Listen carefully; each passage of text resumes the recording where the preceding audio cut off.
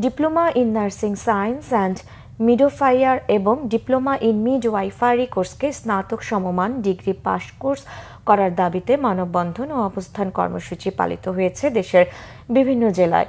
Dinajpur press ক্লাবের সামনে সড়কে মানববন্ধন করেন বিভিন্ন নার্সিং ইনস্টিটিউটের শিক্ষার্থীরা। তারা অভিযোগ করেন, এইচএসসি পাশ করে ৩ বছরের ডিপ্লোমা নার্সিং ইনস্টিটিউটে অধ্যয়ন করলেও দেওয়া হচ্ছে এইচএসসি সমমানের সার্টিফিকেট। একই ইস্যুতে ব্রাহ্মণবাড়িয়ায় স্থানীয় প্রেস ক্লাবের সামনে মানববন্ধন ও অবস্থান কর্মসূচি পালন করেছে Bangladesh diploma student nurses union জেলা শাখা। দাবি আদায় না হওয়া পর্যন্ত আন্দোলন অব্যাহত রাখার ঘোষণা দেওয়া হয়েছে। গোপালগঞ্জে প্রেস ক্লাবের সামনে সড়কে মানববন্ধন ও অবস্থান কর্মসূচি শেষে জেলা প্রশাসকের মাধ্যমে প্রধান উপদেষ্টা বরাবর স্মারকলিপি দেয় ডিপ্লোমা স্টুডেন্ট নার্সেস ইউনিয়ন।